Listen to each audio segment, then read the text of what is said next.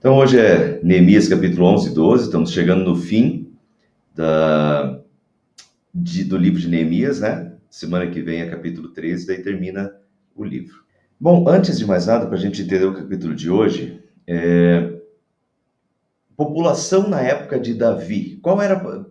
Porque vocês vão ver que no capítulo de hoje, Jerusalém precisa ser repovoada. Então, vamos dar uma olhada na época de Davi, que é 500 anos antes, tá? Então, Joabe saiu, primeiro, isso daqui está em 1 Crônicas, capítulo 21. Joabe era o comandante do exército de Davi, saiu, viajou por toda a terra de Israel e depois voltou para Jerusalém. Ele informou ao rei Davi tinha pedido o censo, né, o recenseamento. Então, ele informou ao rei Davi que o total de homens capazes para o serviço militar era o seguinte: 1.100.000 em Israel e 470.000 em Judá. Israel, reino do norte, Judá, reino do sul. Mas Joabe desaprovava a ordem do rei, por isso não fez contagem nas tribos de Levi e de Benjamim.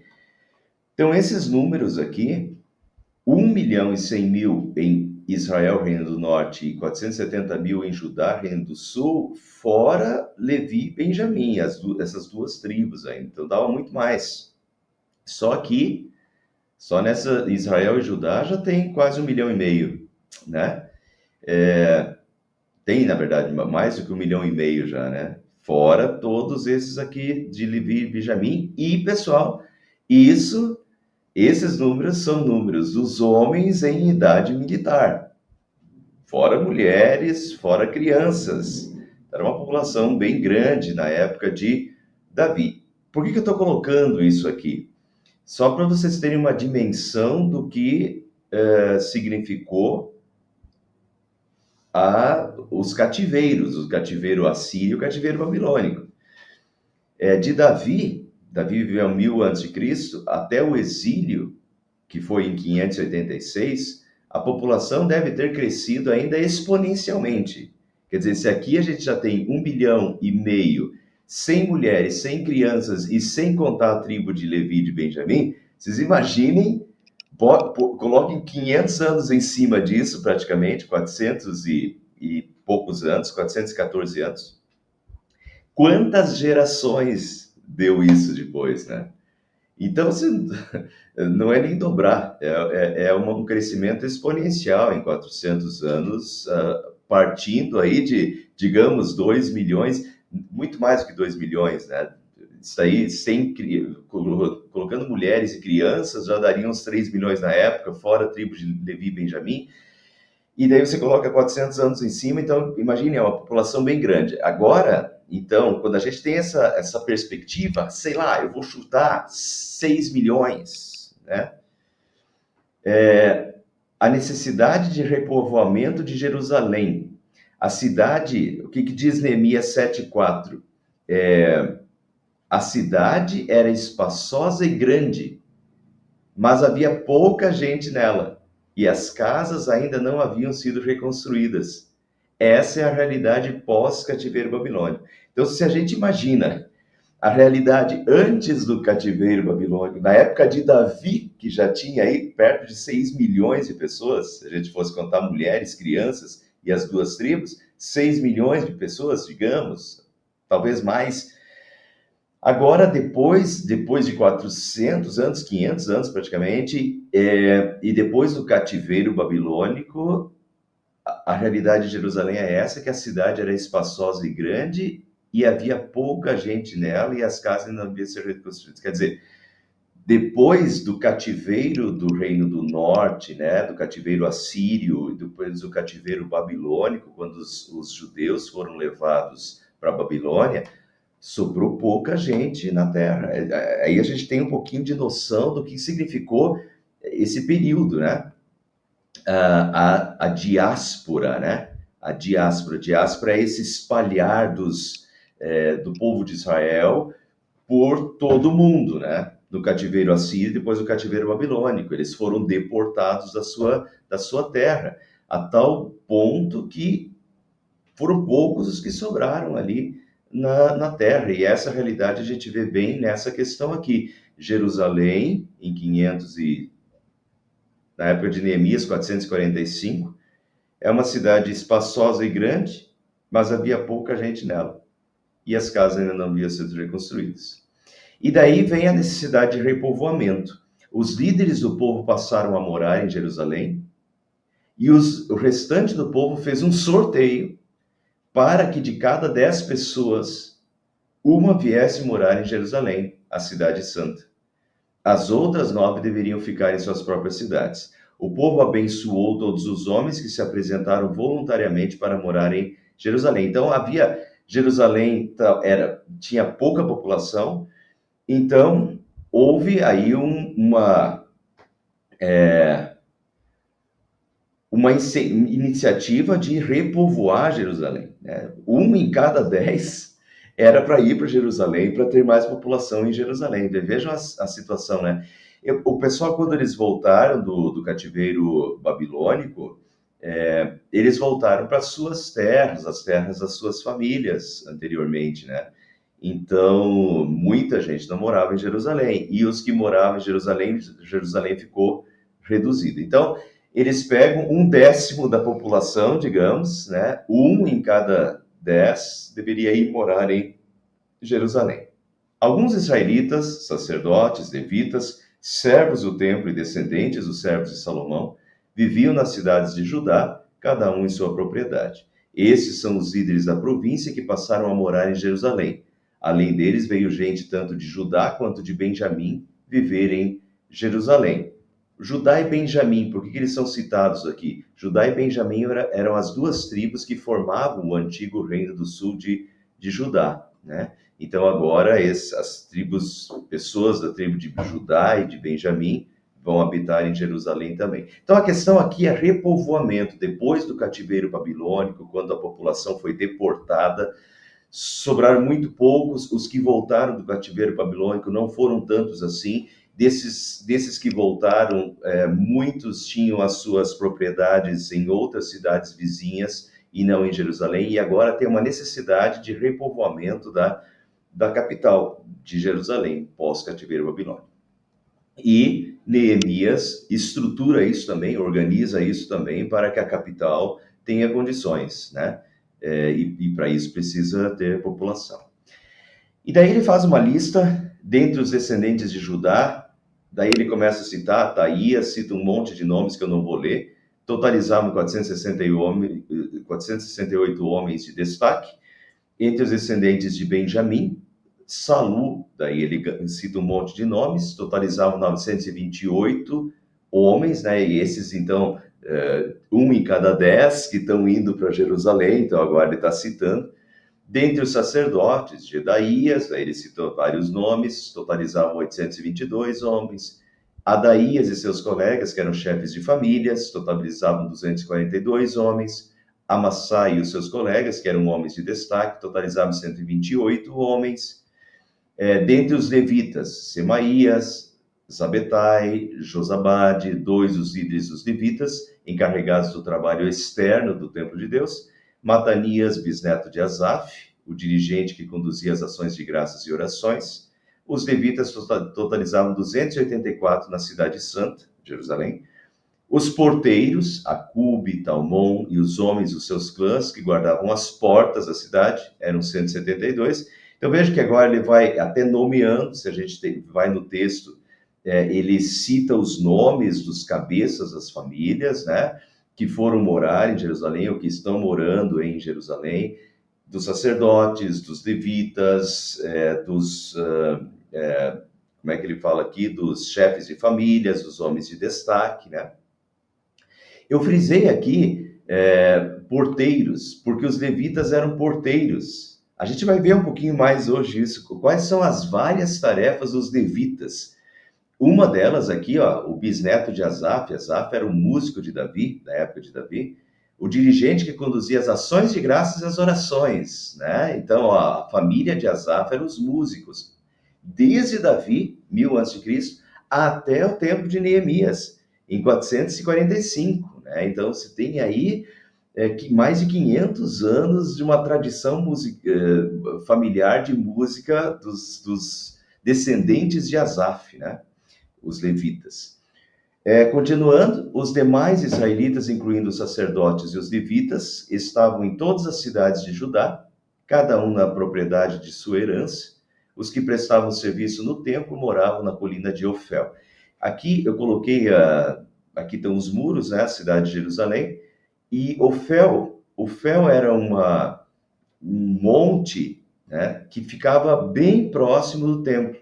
Então aí os sacerdotes e os levitas, né, os que prestavam serviço no templo moravam na colina de Ofel, ficavam mais próximos aí do templo para o serviço no templo. Então aqui era uma região basicamente formada aí em Jerusalém, formada de sacerdotes e de levitas, né, perto do templo.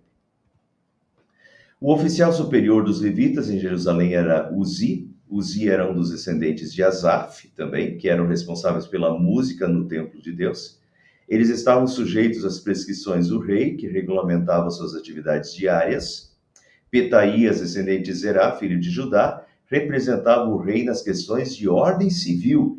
Então a gente tem aqui, ó, o oficial superior dos levitas. Então, entre os levitas, tinham aqueles também que representavam o rei nas questões de ordem civil. A gente vai ver no final, mais no meio do estudo, que eu vou mostrar para vocês como Davi estruturou os levitas, e realmente os levitas faziam uma ampla gama de serviços, inclusive de ajuda ao rei em várias coisas, como escribas, por exemplo, relatando a história do povo, etc. Então vocês veem aqui que ele representava o rei nas questões de ordem civil também. Alguns do povo de Judá foram morar, daí ele cita várias cidades, né? Morar em Kiriat Arba, seus povoados, em Dibom, seus povoados, 16 cidades e povoados vizinhos a elas. Eles se estabeleceram desde Berseba até o vale do Rinom. Esse mapa que eu coloquei aqui não tem todas essas cidades. O objetivo aqui é só mostrar para vocês. Berseba é aqui embaixo, ó, é na fronteira sul do reino. E Jerusalém está aqui, o Vale do Rinom, que ele fala aqui, Vale do Rinom é ao sul de Jerusalém. Então, desde Jerusalém até Berseba, várias cidades, 16 cidades e povoados vizinhos a elas, a Jerusalém, né? Então, toda essa região aqui, vê que como os judeus, quando eles voltaram do exílio babilônico, eles voltam para suas cidades, né? Inclusive os sacerdotes e os levitas, eles moram em várias cidades vizinhas a Jerusalém. Os descendentes dos benjamitas foram viver em Geba. Alguns grupos dos levitas de Judá se estabeleceram em Benjamim. Porque Jerusalém, na verdade, fica dentro da terra de Benjamim. Olha aqui, ó. Benjamim, na distribuição das 12 tribos da terra prometida, Benjamim ficou com essa área aqui, ó, né? E aqui é Judá. Mas Jerusalém estava dentro de Benjamim. Então, muitos dos descendentes dos benjamitas foram viver em Geba, e os levitas também, porque os levitas, vivendo aqui em Benjamim, né, no território de Benjamim, eles estão bem próximos do templo, porque eles tinham escalas, e quando era a escala deles de servir no templo, eles tinham que ir para Jerusalém, então tinha que morar nos arredores, né? Esses foram os sacerdotes e os levitas que voltaram com Zorobabel, filho de Sealtiel, e com Jesua. Zorobabel, pessoal, era o líder político e Jesua era o sumo sacerdote quando o povo voltou do cativeiro babilônico. Eles foram os primeiros líderes a voltar do cativeiro em 535, 90 anos antes de Neemias. O que Neemias está fazendo aqui agora ele vai fazer uma lista. Vejam, antes do cativeiro babilônico. Então, o rei Nabucodonosor veio com seus exércitos e queimou o templo. Vamos lembrar? Queimou o templo e queimou a cidade. Quando eles voltaram, não tinha templo. Eles tiveram que reconstruir o templo, né? A gente já viu isso, já estudamos isso lá dos profetas, Ageu, Zacarias, estudamos Esdras, eles tiveram que reconstruir. Essa foi a primeira iniciativa. Quando eles voltam, não tem templo, foi tudo queimado, eles têm que reconstruir o templo. E também, agora, eles têm que reestruturar todo o culto no templo. E Neemias, Esdras e Neemias têm tudo a ver com a reestruturação do culto, né? E então veja como é importante, e foi importante para Esdras e Neemias colocar, reestruturar a função dos sacerdotes e dos levitas para o culto no templo, que estava bem desorganizado, né? A gente já viu isso em estudos anteriores. Por isso aqui, para a gente não faz sentido. É um monte de nomes. Mas para Esdras e para Neemias faziam sentido e era necessário que eles colocassem todas as famílias, uma organização de todas as famílias dos sacerdotes, de todas as famílias dos levitas, que voltaram, desde a época que eles voltaram do cativeiro babilônico, até a época de Esdras e Neemias. Isso é um relatório completo. Para a gente hoje não faz sentido, mas para eles era necessário, porque fazia parte da reestruturação do culto, né? Então segue então agora uma longa lista de nomes de famílias de sacerdotes e levitas, desde a volta do cativeiro babilônico até Neemias. Para nós a informação não é importante, mas era importante na época de Neemias, pois dizia respeito à reorganização do culto a Deus. E daí seguem os nomes, eu não vou ler todos, né? Seraías, tal. Esses foram os chefes dos sacerdotes e seus colegas nos dias de Jesua.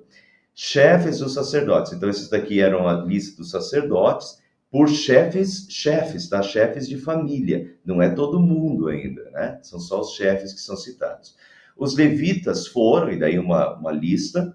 Eu só quero destacar aqui, e também Matanias, o qual com seus colegas estava encarregado dos cânticos de ações de graças. Eu quero frisar hoje com vocês aqui como os levitas, a organização dessa tribo, a tribo de Levi, que não recebeu terra na distribuição das 12 tribos de Israel, na terra prometida, a tribo de Levi não recebeu terra, e a tribo de Levi era sustentada pelas outras 11 tribos, né, que receberam terra. Então, os outros ofertavam o dízimo, e com os dízimos sustentava os levitas, que tinham as funções todas que diziam respeito ao templo e ao culto a Deus, né? Então aqui vocês podem ver os levitas encarregados dos cânticos de ações de graças, Baquibuquias e Uni, seus colegas, ficavam em frente deles para responder-lhes. Aqui é interessante, porque esse Matanias, o qual com seus colegas estava encarregado de cânticos de ações de graças. Perfeito, era um grupo. Um grupo cantava cânticos de ações de graças. Mas em frente a esse grupo, tinha um outro grupo que respondia. Vejam que isso aparece em outro texto também. Os líderes dos levitas foram Asabias, Zerebias, Jesua, filho de Cadmiel, e seus colegas que ficavam em frente deles, que ficavam em frente deles, quando entoavam louvores e ações de graças. Um grupo respondia ao outro conforme prescrito por Davi, o homem de Deus. Então, o que a gente tem aqui é um grupo na frente do outro cantando. Um cantava e o outro respondia. Os salmos eram cânticos responsivos, a gente chama assim responsivos. O que é um cântico responsivo? Que um grupo canta e outro responde. Uma pessoa, o grupo falava uma parte e a igreja ou o outro grupo respondia com a outra parte.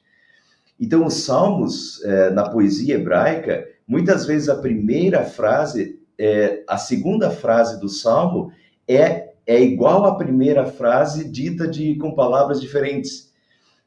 Então, muitas vezes, um grupo cantava a primeira frase e o outro grupo respondia cantando a segunda frase, né? Os salmos eram muito apropriados para isso. E lembrando que salmo em hebraico significa cântico. Então, o salmo era o livro dos cânticos, e aqui a gente eram dois grupos de cantores, de levitas cantores, um de um lado, o outro do outro, um cantava, o outro respondia, né? Essa leitura, esse canto dos salmos de uma forma responsiva. Bem interessante isso, esse lado musical. Quero frisar bastante hoje aqui essa questão de um lado musical de organização do culto no Antigo Testamento.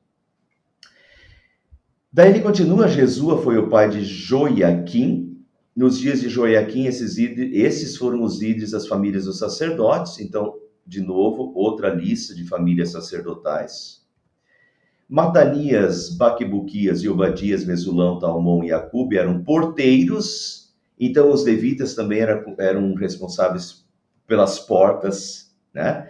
Vigiavam os depósitos localizados junto às portas. Então, eles eram porteiros, eles eram responsáveis pelas portas e também vigiavam os depósitos localizados junto às portas. As pessoas traziam muitas coisas para os sacrifícios, tanto cereal, se a gente voltar lá, né? Cereal, daí tem até ofertas líquidas de vinho, cereais, animais. Então, enfim, tinha que ter um depósito para guardar as coisas recebidas. Nós já vamos ver um pouquinho mais sobre isso, tá? Então, aguardem. Mas vejam que os levitas também, eles eram cantores, eram vários, até com 2 grupos, né? Mas também eles eram os porteiros, eles também eram os responsáveis por guardar os depósitos do templo, né? Com tudo que as pessoas traziam.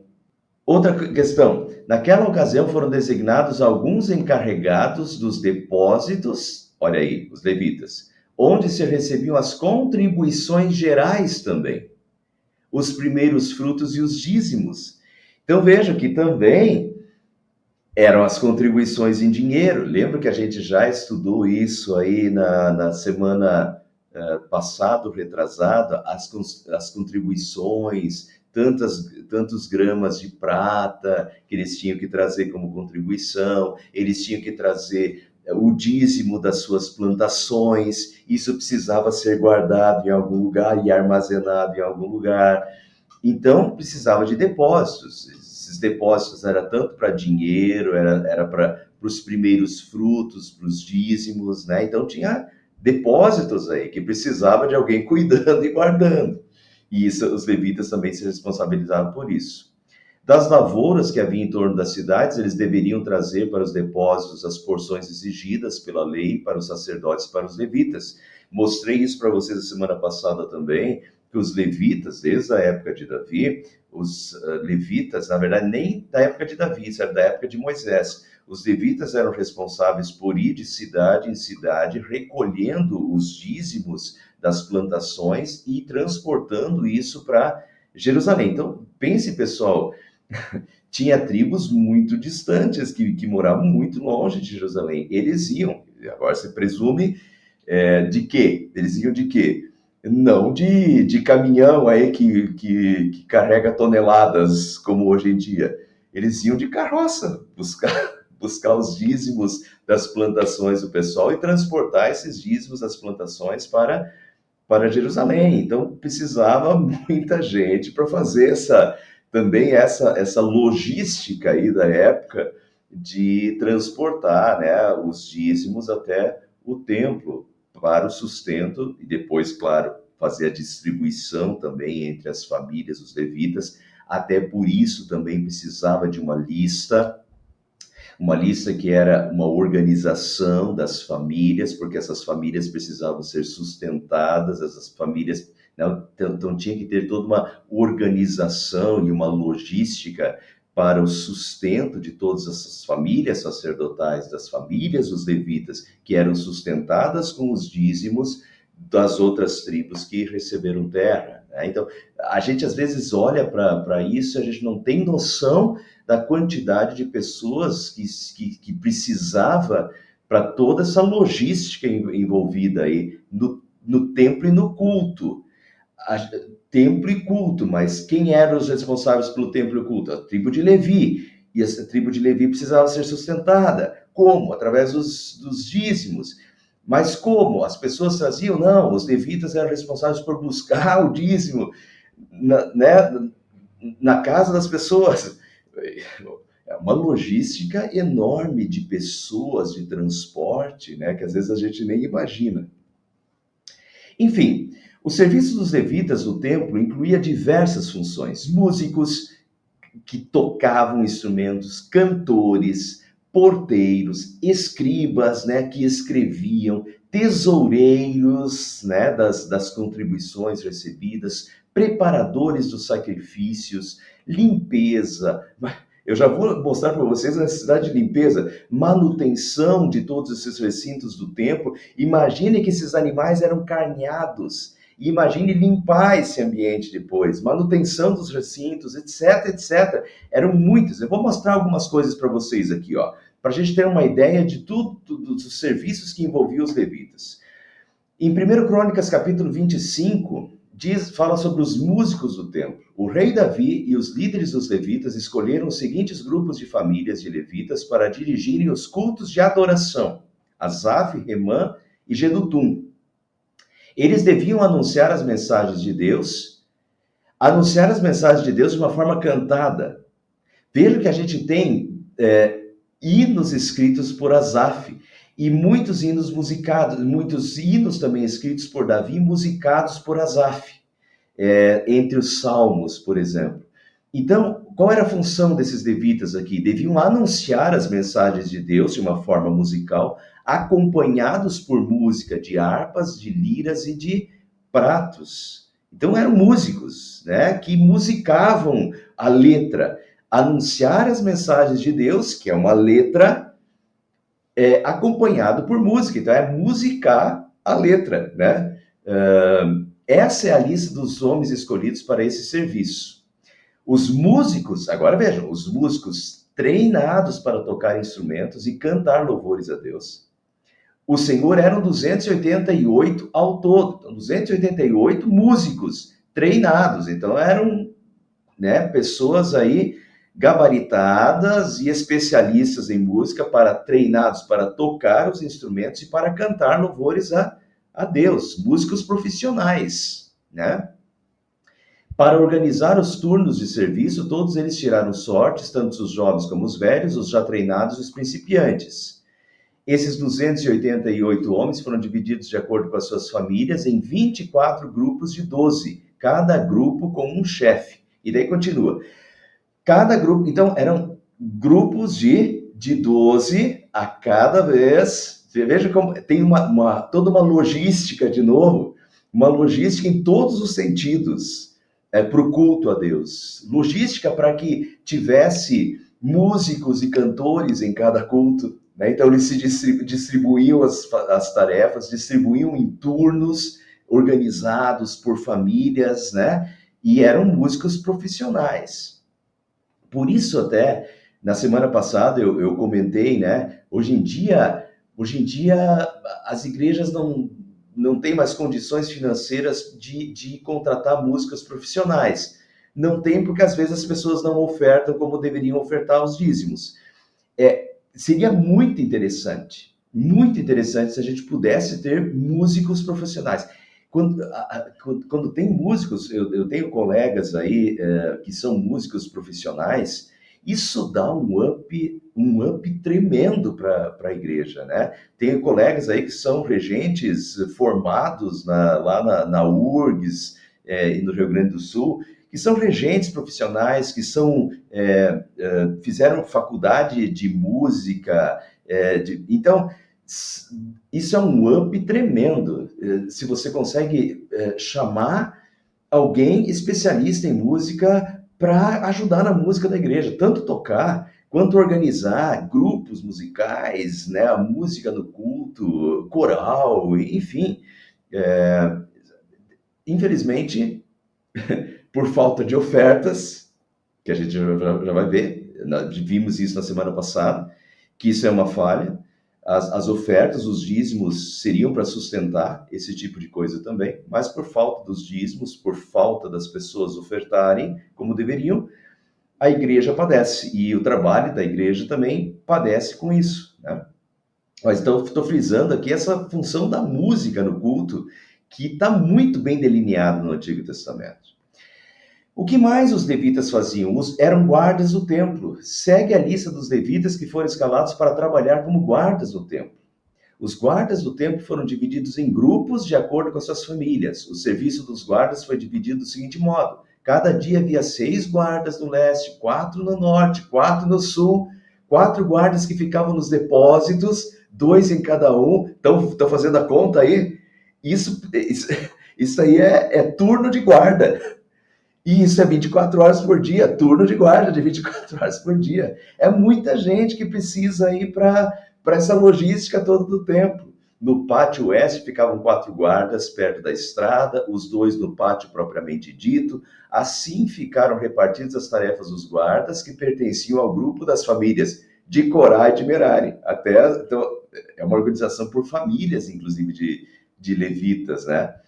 Então, vocês veem aí, eram músicos profissionais, instrumentistas profissionais, músicos, cantores profissionais, eram guardas, turnos de guardas 24 horas por dia, e envolvendo muitas pessoas. Que mais os levitas faziam? Os irmãos levitas estavam encarregados do tesouro do templo, eram tesoureiros, e dos depósitos onde ficavam guardados os presentes oferecidos a Deus. Que mais? Deveres de outros levitas, que Ananias e os seus filhos, que eram descendentes de Izar, estavam encarregados de escrever, escribas, o que acontecia e de resolver as questões que surgiam no meio do povo de Israel. Então, eles tanto escreviam as crônicas, escreviam a história, escreviam o que acontecia, como também faziam o papel de juízes das questões, porque eles eram função de resolver as questões que surgiam no meio do povo de Israel. Olha aqui, Asabias e 1.700 dos seus parentes, isso é a época de Davi. Todos eles, homens de valor, eram descendentes de Hebron. Eles foram encarregados de cuidar de todos os assuntos, tanto os religiosos, como os de vida comum em Israel, no lado oeste do Jordão. Então, isso é época de Davi. Mas eu estou mostrando para vocês como era, na época de Davi, já a organização, e essa organização foi restabelecida por Esdras e Neemias. Mas era essa organização aqui, né? Os levitas eram encarregados, então, de escrever, de resolver questões que surgiam no meio do povo, de cuidar de todos os assuntos, tanto religiosos como da vida comum em Israel, até função de juízes eles tinham. Então, vejam a ampla gama de funções dos levitas. Segundo Crônicas 8,14 diz, de acordo com a orientação dada por Davi, o seu pai, Salomão organizou os sacerdotes em grupos para fazerem o trabalho, os levitas que cantavam louvores a Deus e ajudavam os sacerdotes no trabalho de todos os dias. Bom, os trabalhos dos sacerdotes eram diversos. Eu só vou mostrar um deles, pessoal, para a gente imaginar. Todos os dias havia o sacrifício matutino e vespertino no templo, no altar dos holocaustos, né? Onde as ofertas eram queimadas, ofertas de cereal, né? As libações que envolviam vinho, bebida, e também os sacrifícios pelo pecado, então animais que eram queimados como oferta pacífica, outras vezes oferta pelo pecado. Então, todos os dias havia um sacrifício matutino e vespertino, em cada um deles animais eram sacrificados. Os animais precisavam ser mortos, agora imagina o trabalho, tem que matar o animal, a pessoa traz o cordeiro, e alguém, um levita, tem que matar o cordeiro, tem que limpar e cortar, porque apenas em alguns sacrifícios só a gordura do animal era queimada, e partes do animal eram dadas para os sacerdotes, para os levitas. Só esse trabalho já gerava uma demanda enorme dos levitas. Vocês imaginem quantos animais... Eu não consigo imaginar, eu não tenho nem esse dado para imaginar. Imagine as pessoas trazendo animais como oferta pelos seus pecados. Quantos animais já dava isso? Fora isso, tinha todos os animais aí de ofertas pacíficas e etc. Era muita coisa.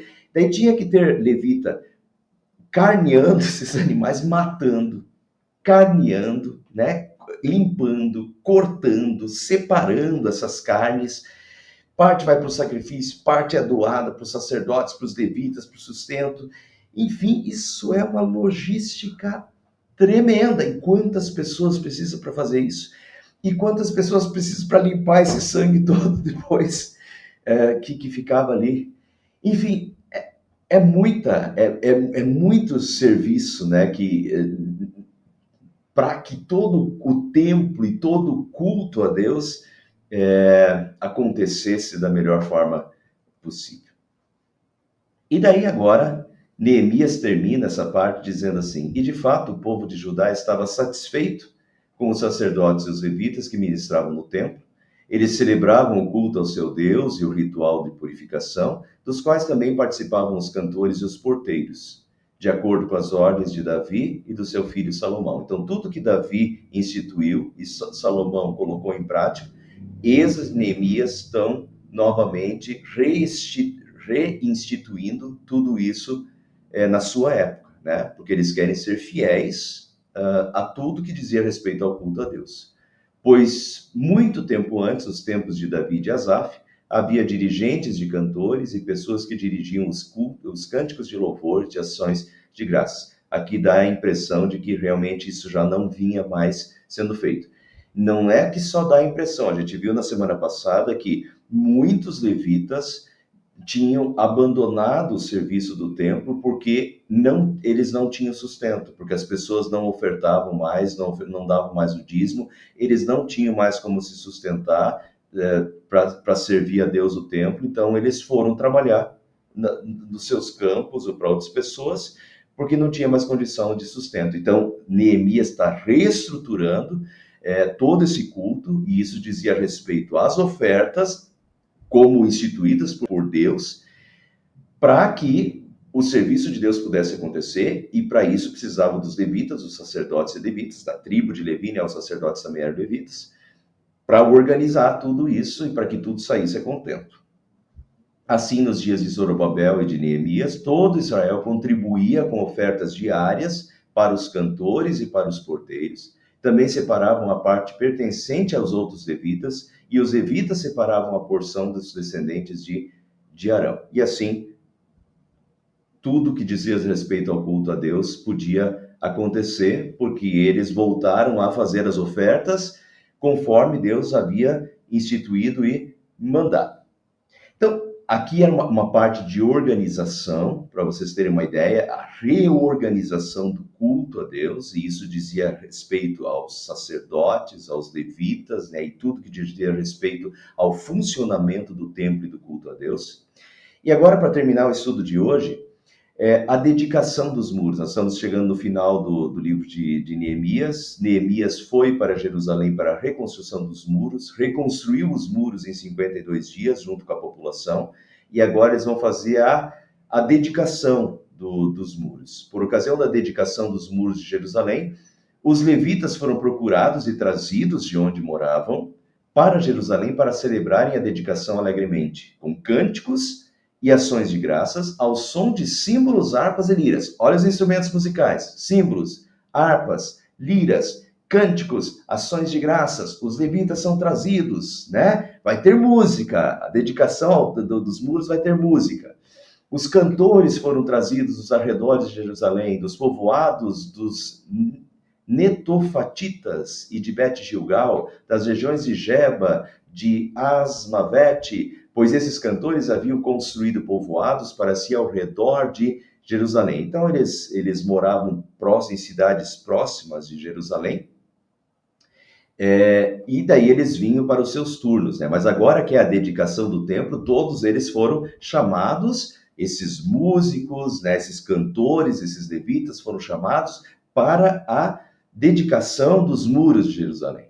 Os sacerdotes e os levitas se purificaram cerimonialmente, e depois purificaram também o povo, as portas e os muros. E agora vem, ordenei aos líderes de Judá que subisse ao alto do muro. Também designei 2 grandes coros para darem graças. Um deles avançou em cima do muro para a direita até a porta do esterco.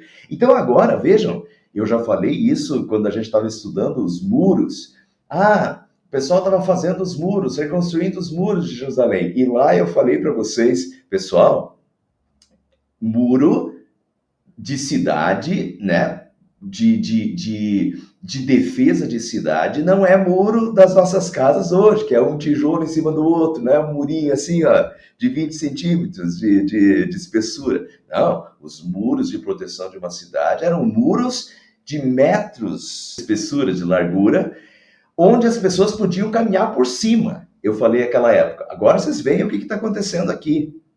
Neemias está dedicando os muros, e ele divide o pessoal, os músicos e a população em dois grupos. Um vai para um lado e outro vai para o lado, e eles vão para cima dos muros, eles vão andando em cima dos muros. Portanto, vocês imaginem aí quantos metros de espessura tinha esses muros, para o pessoal andar por cima. Então, o que dá a impressão aqui é que eles vieram aqui para o portão do vale, e daí se dividiram em dois grupos. Um foi para a esquerda, outro foi para a direita. Então, esse primeiro grupo aqui, designei dois grandes coros, dois corais. Um deles avançou em cima do muro, então os corais foram cantando em cima do muro, para a direita. Então, vamos daqui, de frente para cá, um grupo vai para a direita, até a porta do esterco. A porta do esterco é aqui embaixo, então eles saem aqui, cantando em cima do muro, até a porta do esterco. Porta do esterco é essa daqui, a portão do montouro. Montouro é o lixão, é o esterco. Então aqui, eles vêm para cá.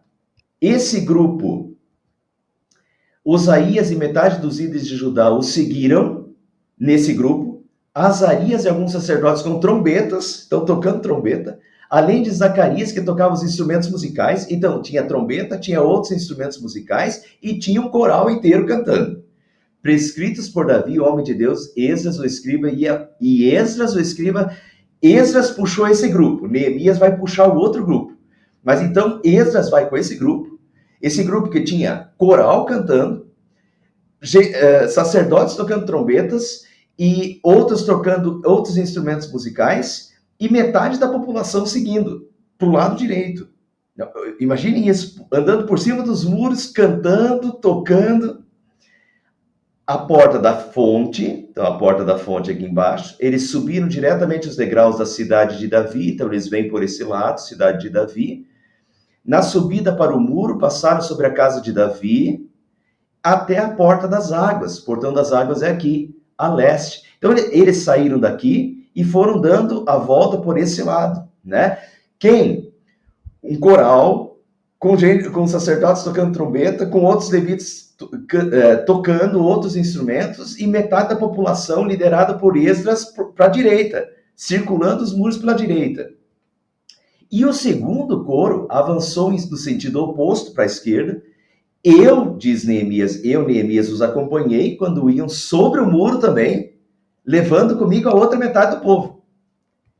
Passamos pela torre, o outro grupo foi aqui pelo portão do excremento, aqui do montouro, do lixão, e sobe. Esse grupo agora vai pela torre dos fornos, olha aqui, ó, a porta larga, sobre a porta de Efraim, a porta Gesana, que é aqui, a porta do peixe, a torre de Hananeel, aqui em cima, a torre do Sem, que fica aqui em cima, indo até a porta das ovelhas, junto à porta da guarda, nós paramos. Porta da guarda eles pararam, porque aqui já está o templo, ó. Então aqui são portas já do templo, aqui eles vão entrar. Então veja, o que acontece? Esse grupo vem e circula pela direita, o outro grupo liderado por Esdras, e o outro grupo liderado por Neemias dá a volta pela esquerda, e os dois grupos se juntam no templo. Os dois grupos formados por dois corais divididos, um vai para cada lado, por músicos, por instrumentistas e por, com vários instrumentos. Aqui que ele falou ali trombetas, e outros instrumentos. E os dois coros encarregados das ações de graças assumiram seus lugares no templo de Deus, então eles circularam as muralhas por cima dos muros, tocando, cantando, metade do povo para cada lado. Todo mundo se junta agora no templo, assumiram seus lugares no templo de Deus, que também fiz acompanhando, Neemias, acompanhado da metade dos oficiais, dos sacerdotes Eliaquim e etc., com suas trombetas, de novo. Os coros cantaram sob a direção de Jezraías, então é música, canto. E naquele dia, contentes como estavam, ofereceram grandes sacrifícios, pois Deus os enchera de grande alegria. Então era entusiasmo, era alegria, era música. Os que estavam contentes eram aqui principalmente esses músicos. Os coros cantavam sob a direção de Jesraías, os sacerdotes com trombetas. Então, é principalmente os sacerdotes, os levitas, né? Eles, Deus os enchera de grande alegria. Então, isso termina em festa, termina em música, termina em culto. Metade do povo para cada lado, metade dos corais para cada lado, e agora todo mundo se junta e dá aquele grande culto a Deus. As mulheres e as crianças também se alegraram, e os sons de alegria de Jerusalém podiam ser ouvidos de longe. Que dedicação dos muros fantástica, cheia de música e de louvor, certamente inesquecível. Pessoal, isso deve ter sido inesquecível. Imagina, metade da população ir por cima dos muros por um lado, metade da população ir por cima dos muros por outro, cantando, dois corais, instrumentos musicais, gente cantando, louvando, podendo caminhar por cima dos muros. Até 52 dias antes não tinha nem muro, agora eles têm muro que dá para andar por cima, metade da população para cada lado. Fantástico, fantástico. E agora essa música, daí todo mundo se junta no templo, os dois corais, metade para cá, metade para lá, todo mundo se junta, todo mundo está alegre, todo mundo louva a Deus pela reconstrução dos muros, né? Fantástico. Isso deve ter sido inesquecível para as pessoas daquela época, né? Andando por cima dos muros. Fantástico, fantástico, inesquecível. Vamos fazer o resumo final? Ressalta-se no texto o papel da música no culto, vários instrumentos musicais, cantores, coral, e era assim todos os cultos. A organização dos levitas era assim, era plantão, né, de músicos, de instrumentistas, de cantores. Os cultos tinham música, todo culto tinha música no templo. O culto do Antigo Testamento era cheia de música e canto. Os nossos 150 salmos, salmo em hebraico quer dizer canto, hino, era música, né? O culto no Antigo Testamento era cheio de música e canto. No Novo Testamento, o apóstolo Paulo também estimula a igreja a cantar hinos e cânticos espirituais.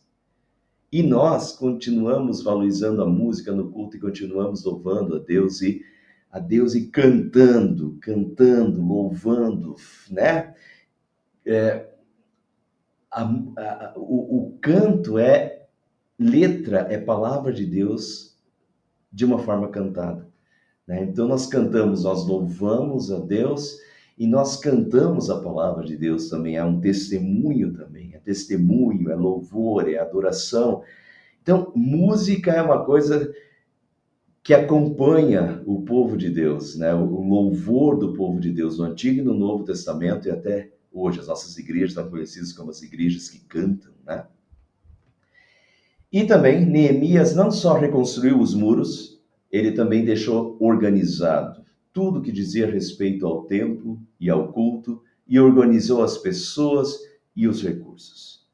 Para que tudo funcionasse, Neemias deixa tudo organizado. Os sacerdotes nas suas funções, os levitas nas suas funções, organizados, os porteiros, os tesoureiros, os responsáveis, os turnos, né? Tudo, e as ofertas que vão sustentar os levitas para que os levitas estejam disponíveis para o culto a Deus. Então, vejam como Neemias é esse administrador, esse líder administrador que Deus coloca, que coloca tudo de novo nos eixos, né? E organiza tudo para que tudo funcione no templo e no culto a Deus. O serviço do templo também precisa continuar sendo organizado. Neemias estrutura tudo, pensa em tudo, em todas as funções. E o serviço do templo ainda hoje precisa ser organizado da igreja, né? Todas as funções da igreja. Algumas igrejas têm organogramas, até organogramas muito complexos. Complexos não estou dizendo que são difíceis, que estão errados, não. Tem organogramas bem complexos porque tem muitos serviços muito bem feitos, coisas elaboradas por administradores, de fato. Arapoti, por exemplo, a igreja de Arapoti é uma igreja que tem um organograma muito legal, E precisa ter, porque são muitos serviços, são muitas frentes. Então, é uma igreja muito bem organizada, tem organograma. Organograma que é uma questão estudada em faculdade de administração. As empresas precisam ter o seu organograma.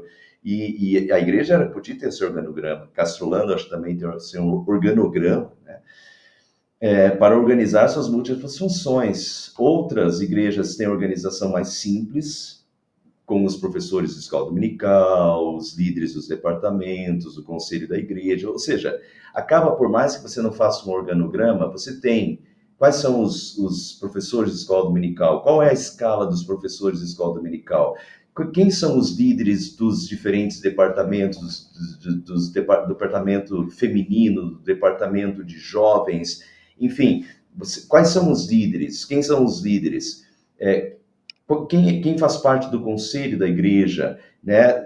Presidente ou vice-presidente, assim vai. Você tem isso. Às vezes você não tem um organograma, mas você tem que ter. Então, é uma organização. O que importa é que o trabalho de Deus seja feito da melhor maneira possível, com fé, com dedicação e com louvor a Deus. Isso a gente aprende de Neemias, né? Que precisa ter organização. E quando é organizado, tudo funciona melhor, né? Então é um incentivo aí para a gente continuar fazendo isso. E sempre fazer isso com fé, com dedicação, porque é um serviço para Deus, por Deus, para Deus, e Deus sempre merece o melhor de nós, o melhor da organização, também no culto a Ele, né? Amém. Semana que vem a gente conclui o livro de Neemias, Neemias capítulo 13, que tem, de certa forma, um fechamento do livro aí pela frente.